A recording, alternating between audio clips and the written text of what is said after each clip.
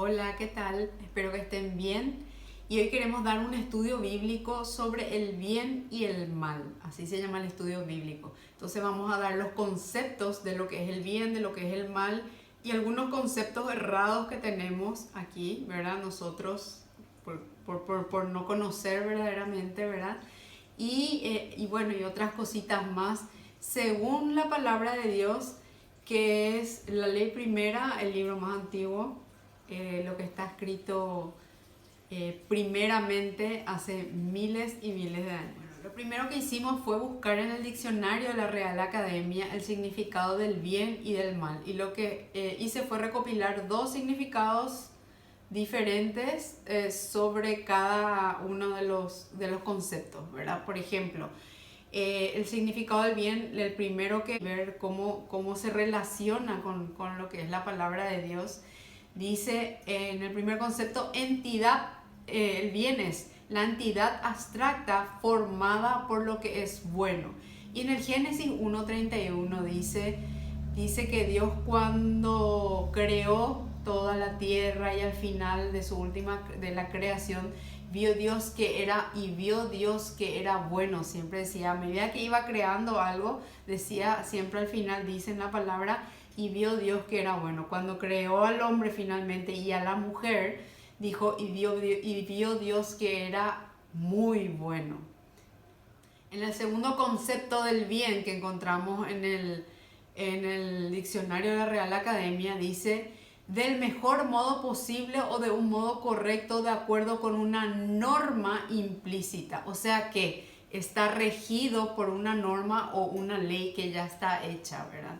Entonces, acuérdense que las leyes, al crear Dios, al terminar su creación, Dios le dio un mandato, una ley a Adán y a Eva para que hagan o no hagan tal o cual cosa. Y ahora el significado del mal. En el concepto 1 dice, según el diccionario, de un modo que no se considera correcto o adecuado o de acuerdo con una norma. Otra vez vemos, ¿verdad?, que cuando se sale de la norma o de la ley es que es considerado un mal. O sea, está también, dice, sobreentendida de forma total o parcialmente contraria a lo que se supone, se espera que debería de ser o ocurrir. O sea, que porque Dios cuando nos creó con un propósito para que ocurra algo, ¿verdad? Entonces, cuando eso no está dentro de esa norma o esa ley que Él nos dio, es que está considerado mal. Eso es en el diccionario de la Real Academia. Y en el concepto 2 dice de manera incompleta, insatisfactoria o imperfecta. Y en el Génesis 1:27 dice que Dios nos creó a su imagen y semejanza, y sabemos todos que Dios es perfecto. Entonces Dios nos creó perfectos porque nos creó a su imagen y semejanza. Entonces cuando salimos de esa perfección o de la imagen, ya no reflejamos la imagen de Dios que es perfecta, es que somos imperfectos y quiere decir que está mal. Bueno, ahora tenemos que entender que el bien y el mal no es una cuestión democrática, ¿verdad? El mal está mal aunque todo el mundo lo haga, y el bien está bien aunque nadie lo haga. ¿Cómo sabemos qué está bien y qué está mal? Tenemos que entender que el bien está bien cuando yo sigo las reglas, ¿verdad? Cuando sigo las reglas, cuando sigo las leyes, cuando sigo los mandatos. Por el contrario, hago el mal cuando no sigo las leyes, cuando no sigo las reglas, ¿verdad?, y no sigo los mandatos. Por eso es que Dios puso un mandato, una ley o leyes apenas al término de su creación. O sea, ustedes saben que las leyes más antiguas que hay son las que Dios puso. ¿Y qué hizo Él? Él apenas terminó la creación, Él estableció cuáles eran las leyes y los mandatos. ¿Para qué? Para poner orden. Él puso un orden. Entonces Él dijo, bueno, muchachos, esto funciona así. Señores, esto se puede hacer, esto no hay que hacer. Entonces Él estableció lo que estaba, una reglamentación para que eso se haga el bien. Entonces, incluso antes de la creación final, dice el libro más antiguo, dice, todo estaba desordenado y vacío. Con eso comienza el Génesis 1:1.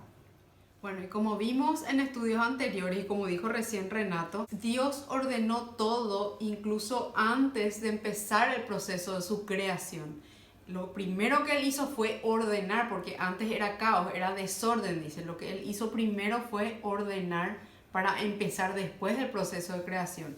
Entonces se entiende que el bien es todo lo que está ordenado bajo la ley, reglamento, voluntad o mandato de Dios para cumplir un propósito. Y el mal es todo lo contrario, es cuando nos salimos de ese orden. O sea, sería que el bien es orden y el mal es desorden.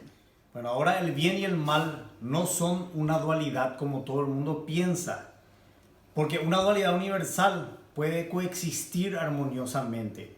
Si bien hay dualidades complementarias, como por ejemplo frente y espalda, ¿verdad? Positivo y negativo, el bien y el mal son opuestos, o sea, con fines opuestos. No pueden coexistir, no coexiste una cosa buena y una cosa mala al mismo tiempo, ¿verdad? En 2 Corintios 6:14 dice, por ejemplo, lo bueno no tiene nada que ver con lo malo, tampoco pueden estar juntas la luz y la oscuridad. Una cosa son cosas complementarias y otra cosa son las cosas opuestas. Por ejemplo, los ojos, para el propósito de ver, no pueden estar cerrados y abiertos al mismo tiempo. Bueno, volvemos a ver, ¿verdad? El bien es el orden, ¿verdad? O cada cosa en su lugar, que es el sinónimo del orden, ¿verdad? Y el mal es el desorden o el caos, eso es el mal.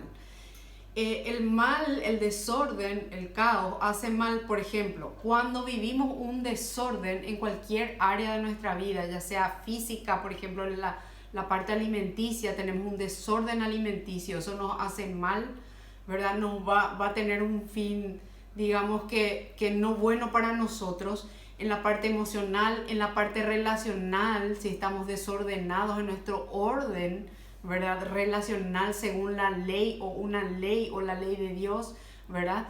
En el área financiera, si estamos desordenados financieramente, nos va a afectar mal, no vamos a terminar bien y esto nos afecta para mal y crea un caos en nuestras vidas.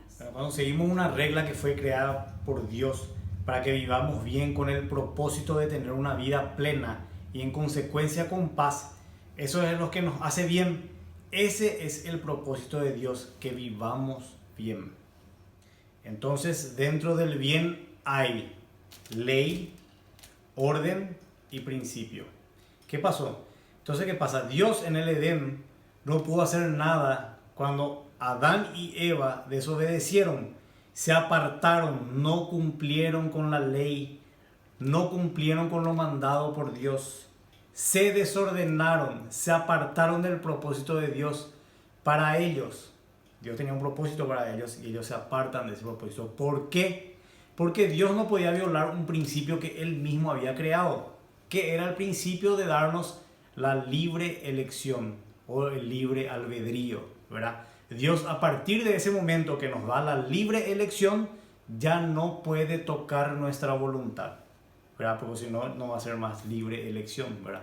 Entonces, en Deuteronomio 30:15, que podemos leer, dice: mira, yo he puesto delante de ti hoy la vida y el bien, y la muerte y el mal, dice.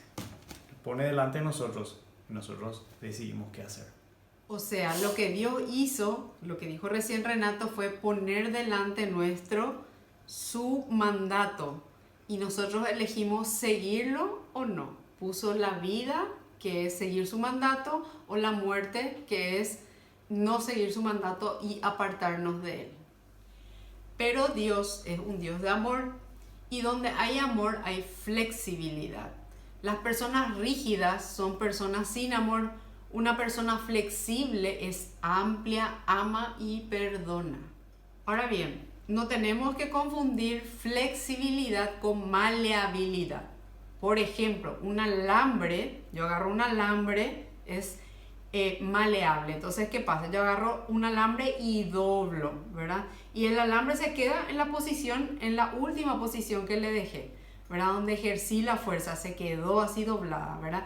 En cambio, una regla metálica es flexible. ¿Qué pasa? Una regla metálica, yo agarro, la doblo y cuando la suelto vuelve a su posición original. Un padre de amor puede ser flexible con sus hijos, pero eso no quiere decir que vaya a torcer sus principios. Por ejemplo, si Dios Padre no fuera flexible, una persona que fuma un cigarrillo, ¿verdad?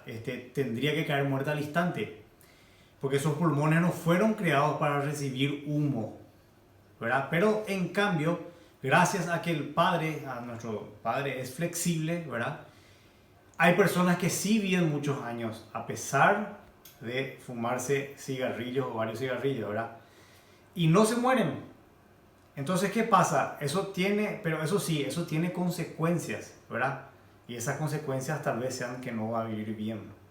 Es por eso que en el principio, cuando Adán y Eva pecaron o se apartaron de la voluntad de Dios o se separaron de Dios porque no cumplieron con las leyes, se desordenaron, como hablamos, ¿verdad? Él, gracias a la flexibilidad de Dios, al amor de Dios, no se arruinó eso, sino que Él buscó otra salida y así fue que envió a Jesús, ¿verdad?